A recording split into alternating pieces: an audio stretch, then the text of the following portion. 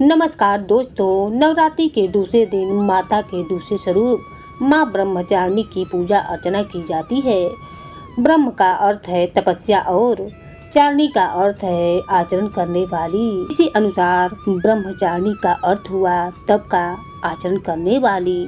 माता ब्रह्मचारिणी ने भगवान शंकर को पति के रूप में प्राप्त करने के लिए घोर तपस्या करी थी।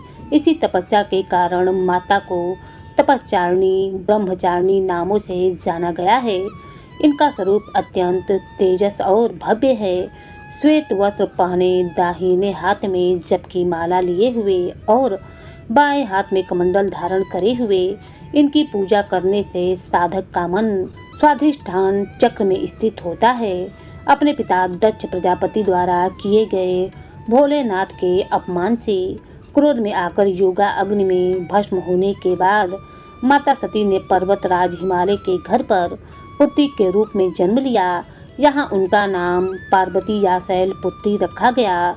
जब पार्वती बड़ी हुई, ब्रह्मा जी के मानस पुत्र देवर्षि नारद ने उन्हें दर्शन दिए और उन्होंने पार्वती जी को बताया कि यदि वह तपस्या की राह पर चले तो अपने पूर्व जन्म के पति भगवान भोलेनाथ को वह पति के रूप में प्राप्त कर सकती हैं। नारद मुनि के उपदेशानुसार भोलेनाथ को पति के रूप में प्राप्त करने के लिए माता पार्वती जी ने घोर तपस्या करी। उन्होंने 1000 सालों तक केवल फल और फूल खाकर तपस्या करी, फिर 100 सालों तक केवल साग खाया।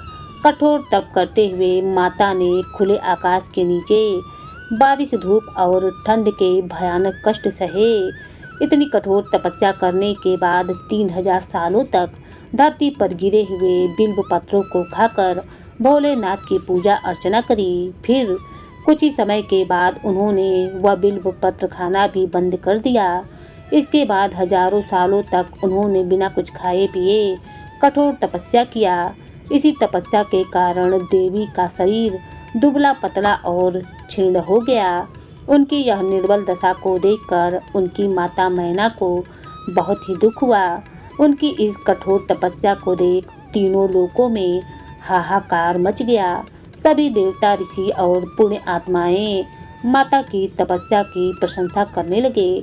अंत में देवी के तप से प्रसन्न होकर ब्रह्मा जी उनके समक्ष प्रकट हुए और उनसे पूछने लगे, हे देवी, आज तक किसी ने भी इतनी कठोर तपस्या नहीं करी। ऐसी तपस्या केवल आप ही से संभव है। आपकी इस परम पवित्र और अलौकिक तपस्या की चर्चा चारों दिशाओं में हो रही है। आपकी मनोकामना अवश्य पूरी होगी। आपका विवाह भगवान शिव शंकर से ही होगा और वही आपको पति रूप में प्राप्त होंगे। अब आप इस तपस्या को खत्म करें और अपने घर लौट जाएं। आपके पिता आपको लेने आ रहे हैं। इसके बाद माता ने तपस्या खत्म करी और अपने पिता के साथ अपने घर लौट आईं और कुछ ही समय के बाद भोलेनाथ ने माता पार्वती को अपनी पत्नी के रूप में स्वीकार किया। लंबे समय तक कठोर तपस्या करने के कारण ब्रह्मा जी ने माता पार्वती को नाम दिया ब्रह्मचारिणी। इस दिन विधि विधान से माँ ब्रह्मचारिणी की पूजा अर्चना करने से सभी मनोकामनाएं पूरी होती हैं और विशेष फल की प्राप्ति होती है। इनकी पूजा अर्चना से त्याग, संयम और सदाचार जैसे गुणों की प्राप्ति होती है। माँ ब्रह्मचारिणी की पूजा अर्चना से व्यक्ति को धैर्य प्राप्त होता है और विजय की प्राप्ति होती है।